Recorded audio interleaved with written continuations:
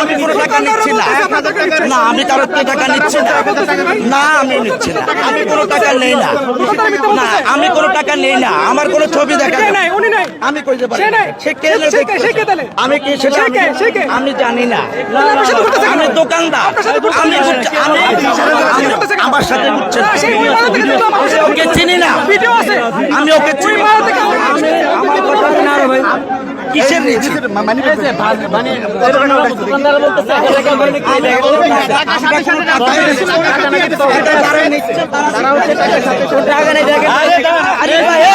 আরিফ ভাই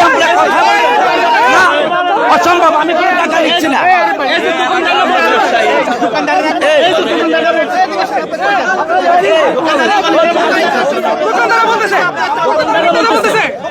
দোকানদার তো বলতেছে ভাই দেখা যাচ্ছে কেন ভাই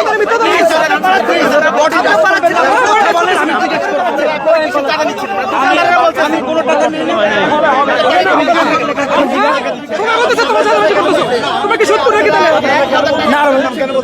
বুঝি নাই দোকানদাররা আপনার নাম কেন বলতেছে? কি আমার নাম বলছে আপনি দেখেন, চলেন এখন যার কাছ থেকে নিচ্ছেন, চলেন আচ্ছা যার কাছ থেকে ওই যাচ্ছে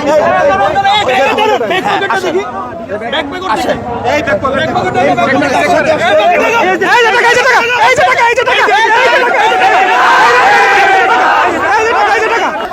পাশে যে বারান্দার গেট রয়েছে সেখান থেকে উত্তর এখান থেকে যে চাঁদাবাজ ধরা হয়েছে প্রতি শুক্রবারে চাঁদাবাজি করে।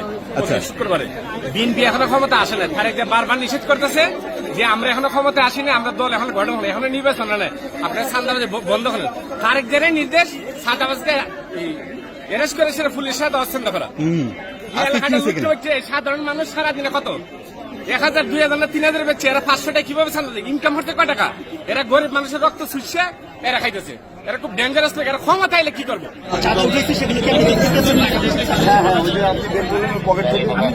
পুলিশ বক্সে দায়িত্ব পালন করে, আপনাদের চোখে কি এদিকে পড়ে নাই বা দেখেন না এর আগে?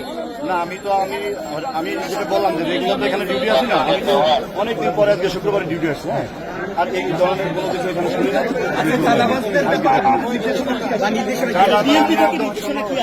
বিএনপিতে একদম জিরো টলারেন্স আছে। আমরা কঠোর ইয়েতে আছি, আমাদের সাদা পোশাকে ডিউটি আছে, আমরা এখানে আছে, আমরা চাঁদাবাজ ধরার জন্য মানে জোর চেষ্টা চালাচ্ছি। আচ্ছা এই চাঁদাবাজ তো আপনার চোখের সামনে, আপনার বক্সের সামনেই চাঁদাবাজি হচ্ছে এবং এখানে ব্যবসায়ীরা ওনারা দেখলো, আপনি দেখলেন না? যারা এখানে যারা চাঁদা দিচ্ছে বা যারা দোকানদার আছে সবাইকে বলা আছে যদি কেউ চাঁদা চায় বা কেউ ধরনের কোনো ই করে সাথে সাথে আমরা ভিডিও করে বা ই করবেন বলবেন ধরে আমাদেরকে বলবেন। সাহস পাচ্ছেন না কেন তো ওনারা জানেন, ওনারাই বলতে পারেন কেন বলা সাহস পাচ্ছেন না, ওনারা তো আমাদেরকে গোপনে বলতে পারবেন যে আমরা আমাদের এইভাবে।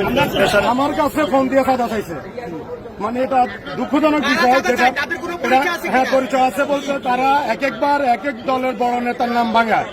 অলরেডি এখানে যাকে ধরা হয়েছে যে ছুটে চলে গেছে আপনাদের থেকে, ওটার নাম জিয়া, ওই চাঁদাবাজি করে, আগে চাঁদাবাজি করতো ওই এই এলাকাতে টিপুর নাম বিক্রি করে। আপনারা বিভিন্ন রকম দেখছেন, আপনাদের মিডিয়াতে আসছে, আপনার টিপু বিএনপি তার দায়িত্ব নিয়ে চাঁদাবাজি করা, টিপুকে নাকি টাকা উঠে দিত। এটা আমি যখন মহানগরের আমাদের ইয়েকে জানাই, বিএনপি নেতা মজনু ভাইকে জানানো হয়, উনি নিজে এসে টিপুকে এখান থেকে ধরে নিয়ে যায় প্রকাশ্যে মানুষের সামনে। সে যাওয়ার পরে 2 ঘন্টা পরে সে ছুটে আবার চলে আসে, আসার পরে প্রকাশ্যে এসে সে বলে যে আমি আগে চাঁদাবাজের লাইসেন্স ছিল না, এখন লাইসেন্স নিয়ে আসছি। তার মানে মজনু ভাই তাকে না চাঁদাবাজের লাইসেন্স দিয়েছে বিএনপি থেকে, এটা আমাকে মেরে ফেলার হুমকি দিয়েছে কয়েকবার। যে বড় কথা এখানকার যারা ব্যবসায়ী যারা একটু আগেও চাঁদা দিল তারাও এখন বলতে ক্যামেরার সামনে বলতে ভয় পাচ্ছে। আমি আপনাকে কিনলাম, কারণ হয়েছে কি প্রত্যেকটা লোকের বাড়ির অ্যাড্রেস আছে, বাসার অ্যাড্রেস আছে, এরা রাত্রে যখন বন্ধ করবে আপনারা থাকবেন না, আমরা থাকবো না, ওদের সন্ত্রাসী বাহিনী আইসা তাদেরকে হুমকি দমকি দিয়ে মারধরও করে, এরকম রেকর্ডও আমাদের কাছে আছে। কত টাকা উঠেছে একটু বের করে তো টাকাগুলো যাস না, তুমি হাত দিয়ে বের করো, হাত দিয়ে বের করো টাকা, একটু একটু হাত দিয়ে দেখাও, হাত দিয়ে উপরে উঠাও, উপরে দেখতে পাচ্ছেন একটু কত টাকা